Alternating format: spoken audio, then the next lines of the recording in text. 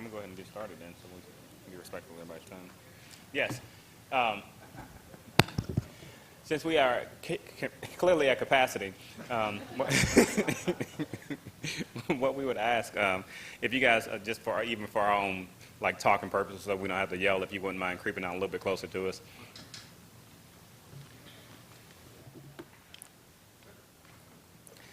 And thank you guys for coming out today to learn about our offices. What we have are a group of various offices on campus that all fall underneath the larger umbrella of the Dean of Students, and more specifically underneath the Social Justice and Identity Cluster. I'm Roosevelt Noble. I'm the Assistant Dean of Students, but also the Director of the Bishop Joseph Johnson Black Cultural Center. What we will do is kind of very briefly give you one slide of information about, as well as information about what our individual offices do, and then give you the opportunity to ask us any questions that you may have. Very quickly, social justice and identity within the Dean of Students Office. We conduct a variety of events. Some may say, rather, sometimes we do a little bit too much programming when you think about all the stuff we do on campus. But your son, daughter that you have here will never have a lack of programming options based on what we do on campus currently. We also have lots of trainings. A lot of trainings happen out of, you'll hear from IICC, you also hear from the Women's Center, you'll hear from the Casey Potter Center, you'll hear about a lot of different training sessions that we offer on campus as well. All of our activities are centered around celebrating diversity, as well as helping better serve some of our marginalized populations on campus with regards to some of the unique identities that our students may hold. The first office that we'll go through is my office, so I guess I'll stay right here, but it's the Bishop Joseph Johnson Black Cultural Center. The BCC has been on campus since 1984 is when it was officially dedicated. The students, however, were occupying that building going back to the mid-'70s. It was referred to as the Afro House in the mid-'70s, and then 1984 was dedicated as the Bishop Joseph Johnson. What we currently do there, we offer programming, which is geared towards meeting our students' very specific needs. We try to be somewhat student-driven in our programming, and that we survey our students and let them tell us what they want. Last night, we actually had two students came in my office around 6 o'clock and said, hey, we'd like to do a program on this. And that program is currently being scheduled for 3 weeks from now. So we try to let them tell us what they want to see and what they want to do. In addition to programming, we also have resources. We have a resource room where we have various campus partners, some of which are participating in our panel today. That holds office hours in one of the rooms within our facility, which gives our students an opportunity to basically drop in and talk to someone from the GO office about studying abroad, talk to someone from the Center for Student Wellbeing about time management, stress management, the Career Center, they help them with networking and resume writing and things of that nature. In addition to those resources, we also have academic resources. We recently started a number of clubs. We have chemistry clubs, calculus clubs, biosci, where students meet with tutors and meet on a weekly basis within certain rooms within the Black Cultural Center as well. So those are some of our basic services that we offer. Without me going into a full-fledged detailed list of everything, I'll wait and see if you have any questions for me when we get done. Next up on our agenda of folks to speak would be Mr. Greg Fontes. He will talk about inclusion initiatives and cultural competence. Good afternoon. That's right. Greg Fontes, I'm Assistant Director for the Office of Inclusion Initiatives and Cultural Competence, IICC for short. And within our office, we were constructed in 2015 after we went through a reorganization as a division. And so one of our primary focuses in our office is to do a lot of diversity trainings and workshops. We have 5 different elements of our office, but that's one of them that we do. So we do a lot of diversity trainings. We have signature trainings. We have customized trainings that we do primarily for students. In addition to that, we do a lot of advocacy for our students via our student organizations. We have 10 organizations that we advise from all different cultures and backgrounds, and those groups, we help them in their programming from cultural showcases to their leadership development, mentorship, coaching, all of those things. So that's another element of our office. We do culturally relevant programming.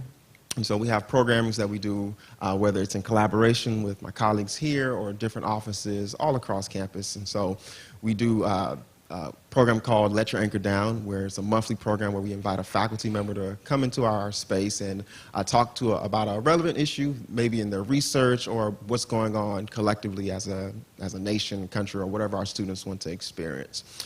We also have programs that center around wellness and the well-being of our students, and so we have what's called an end of the month kickback, to where the last day of the month our students can come kind of just be in a space where they don't have to worry about academics. It's just purely really social. And so that's just an opportunity for them to reset mentally and recharge after a long month. We also have other wellness initiatives we do with our University Counseling Center. They come into our space weekly. And then we also have what we call strategic success in our space, and so that's where we focus on just the career and academic development of our students. And so we partner with the Career Center. They come in monthly. They do programs and initiatives for us. We try to connect our students to jobs, internships, things of that sort. So that's primarily the focus of what we do. We are located on the third floor of this building, right across the pub. We have a large multicultural student lounge, so our students are there resting, doing homework, studying. They have their meetings in that space. We have programs in that space. We're kind of the jack of all trades that we do. So that's pretty much a little bit about our office. Cool. Next, we will have the Women's Center. Hi, everyone. My name is Brianna Nesbitt. I'm a program coordinator in the Margaret Cunningham Women's Center. And we have been around since 1978. We are actually celebrating our 40th anniversary of being on campus.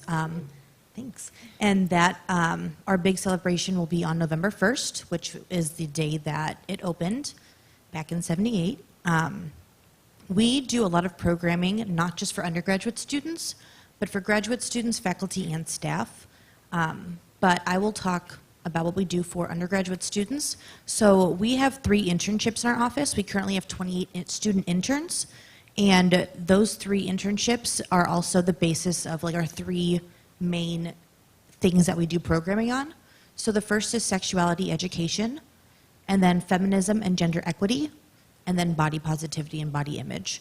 So we have peer educators for all 3 of those things, and they create their own programs and decide what they want to talk about. So earlier this week, I had 2 programs for the interns that I advise. We had one on Tuesday that was about immigration, and then one on Wednesday about does Vanderbilt still need feminism? And those were completely created by the students. I just advised them. So what I'm really passionate about is just advising students and letting them do their own thing. And really letting them get that experience, because we do call them internships, so that's really important to me and to my colleagues in my office. We also do a lot of other programming on different gender equity issues, so Equal Pay Day, which is every April, Women and Girls HIV/AIDS Awareness, which is in March, I believe, maybe February, I think it's in March. Obviously Women's History Month and International Women's Day, which is in March. We have an annual lecture that's actually next Thursday on October 4th. Elaine Welteroth, who is the former editor-in-chief of Teen Vogue, is coming to campus, so that'll be really cool for our students. And we also offer a lot of other really great resources. So we have free menstrual products in our center. We have free sexual health products like condoms and pregnancy tests in our center. And we also have a multi-user breast pump in a lactation space in our center that anyone on campus is free to use. Next up, we have the Office of LGBTQI Life. Good afternoon. My name is Roberta Nelson, and I am the Assistant Director at the Office of LGBTQI Life. And we are a cultural and resource center on campus for faculty, staff, and students. And we do a variety of things, but we really kind of have 2 focuses, or foci, I guess. Yeah. So one piece would be our education and training programs. And that includes training that we do on and off campus, and that we do in classrooms for staff and students. And then the other component of that is our programming, which is mostly dedicated towards our undergraduate students, and that includes programming that helps with student success. So for example, we have a bookended program that starts, we have one at the beginning of the semester and one at the end of the semester, and it's called Get It Together with Love for the beginning of the semester. So we help students get it together for the start of the semester. So, you know, we bring in a study skills coach, and we sit down with them and help them plan make a study plan, and come up with tools that will help them get through what they think their toughest classes will be, and plan when they should probably start writing their papers and things like that. And then the other end of that is Keep It Together for finals. which is just what it sounds like. And we try to focus more on how to maintain self-care while taking your finals and preparing for your finals. So that's one example of some of our programming. Our other programming is more geared towards identity days. So for example, in a week and a half is National Coming Out Day on October 11th. And so we do a big event for National Coming Out Day. October is LGBT History Month, so we have a ton of stuff planned for the month, a variety of talks and programs. And then the other component of that is our affinity groups, which we now have 13 of. And those are geared around specific identities. They're smaller closed groups and they're student-led, where students can come together around shared identities and really talk about what their experiences are as students on this campus with those specific identities. So for example, our newest affinity group is called PRISM, and it's for LGBT athletes. So they get together once a month. I know, it's very exciting. They get together once a month and talk about what it's like to be an LGBT student on this campus who is also an athlete. And so we have 14 of those types of groups, and they're centered all around different identities. Let's see, anything else? And then our actual physical space is a really important component to our office. We have one of the original dorms on campus and have turned that into, our offices are upstairs, but downstairs is like a student hangout kind of place. And so it's really the center of what our office is about in building community and having a space on campus for LGBT students where they can feel welcome and, get some food if they need food and coffee and tea and sit on our comfy couches and meet other LGBT students on campus. Next, we have transition. Yep, transition programs. Can I stand? Yeah. Okay, guys. I would normally sit, but standing, I just have so much more energy, and I want to be closer to you, as close as I could possibly be. So my name is Tassany Henderson. I am the program coordinator in the Office of Transition Programs, and we are located upstairs in Surratt 315. We are a fairly new office here. We opened in 2015, fall 2015, and so the priorities of our office, we mainly focus our efforts around supporting transfer students, first-generation college students, and then we have several scholars groups that we work with as well. Some of our big programming initiatives with our transfer students. We just brought in 229 transfer students for this academic semester, so we're really excited about that. That's the highest number, at least in the last couple of years, that we have brought in. And so we help, we do all of orientation for that group of students. It's a really exciting 4 or 5 days. It's a lot of energy and a lot of excitement. And that's one of the biggest things that we do with our transfer students, which is really exciting. And then also, like I mentioned, we work with our first generation college students. And so we have 2 series that we do primarily towards those students, but of course, any of our services or events or anything like that are available to any student that wants to attend. But we focus on our Student Success Series and our First Gen Friday series.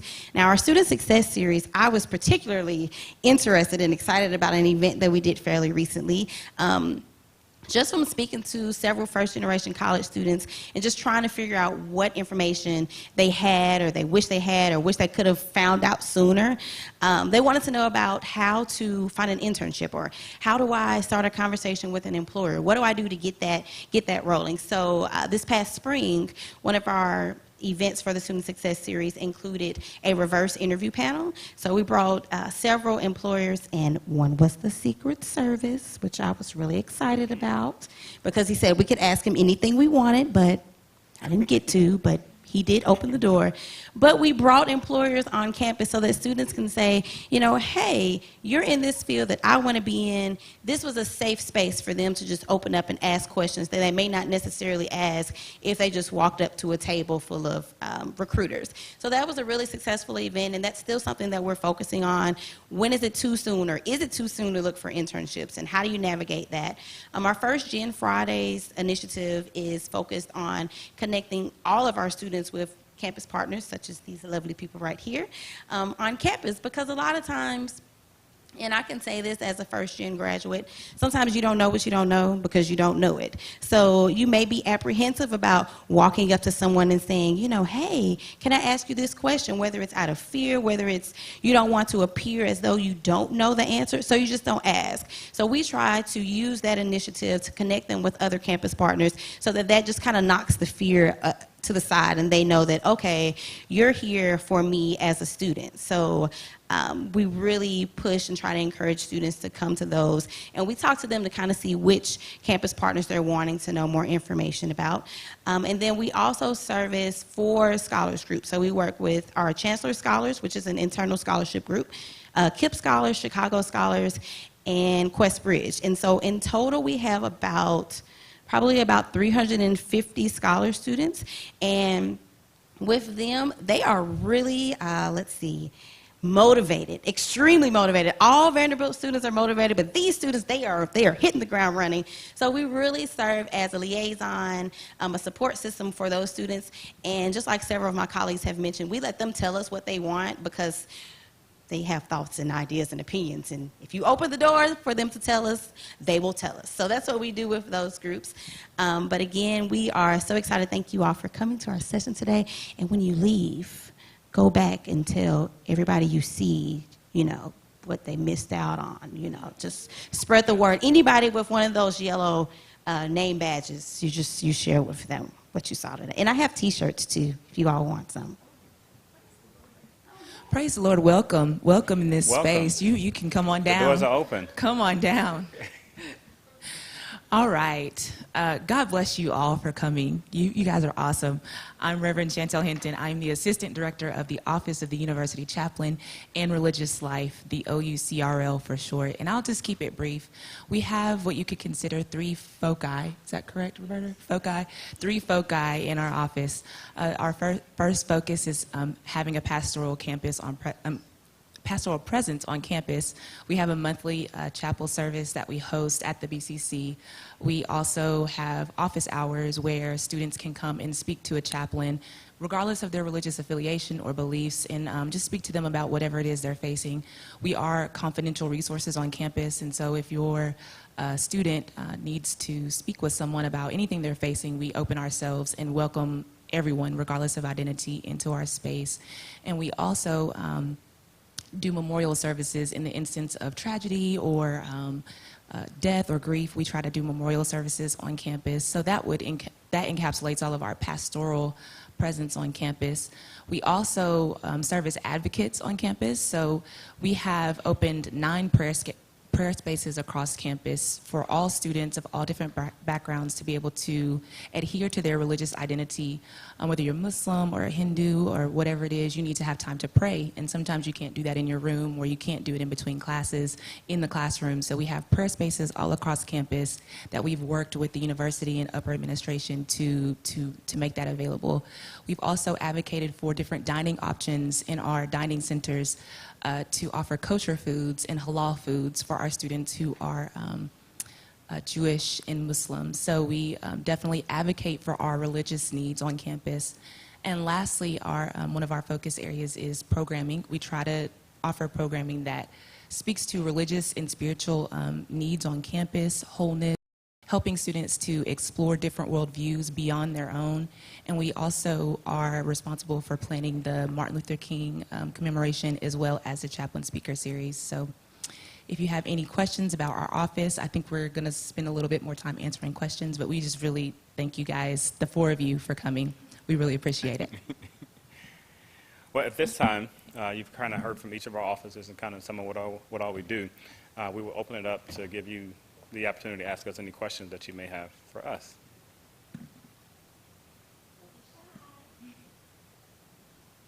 Well, my name is George Reed. I don't have any questions, but I grew up in a town with the HBCU, and as a teenager, I went to I spent more time up on campus than I probably should have. So I ended up going to school up at the University of Louisville, and my daughter is blessed to be a part of the Vanderbilt community, and I was just wanting to make sure that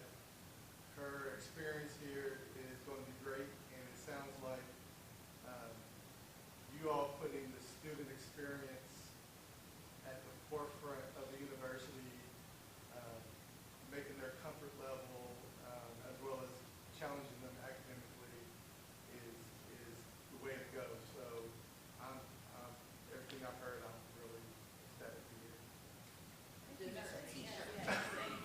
hear. She was going to give you a T-shirt anyway. Don't let that fool you.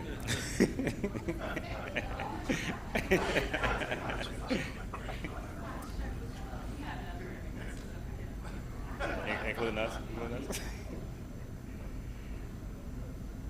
Anybody else got a question for us about anything that you've heard from any one of our offices? Or comment?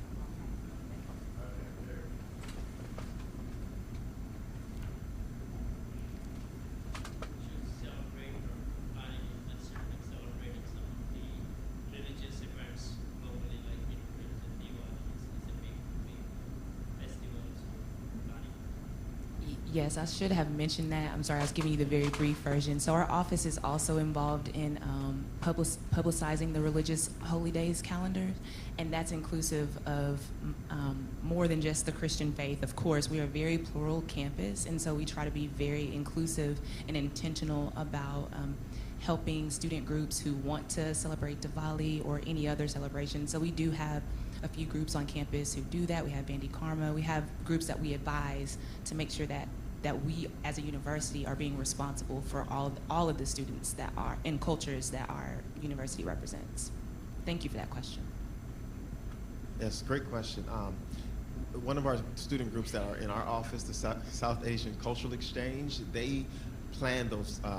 That's one of the groups that plans the Diwali. That is the group that plans the Diwali showcase in November, and so we work with them in helping them plan a big dinner right before where they celebrate all South Asian cultures and foods, and then afterwards they have the huge cultural showcase that all students can participate in, learning all the different types of dances, bhangra, all those different types of things. And they also have the holy event they do in April. So all of our student groups are very big at celebrating their cultures and educating the campus community about that. And one of our responsibilities is to make sure and help them to do that as authentically as they can.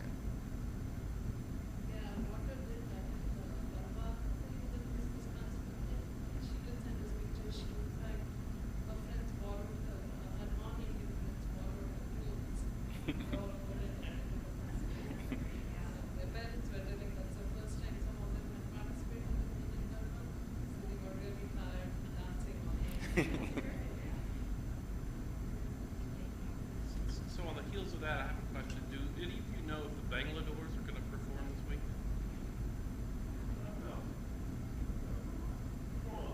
Yeah. No, I don't.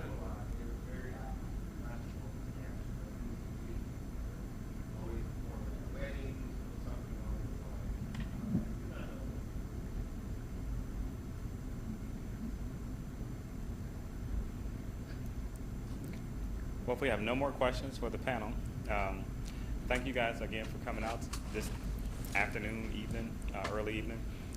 Enjoy the rest of our Parents and Family Weekend activities. And you can find all of our information located on the Vanderbilt University website. You go specifically to the Dean of Students office. And all of our individual offices have our individual pages, as well as all of our contact information there. So thank you again.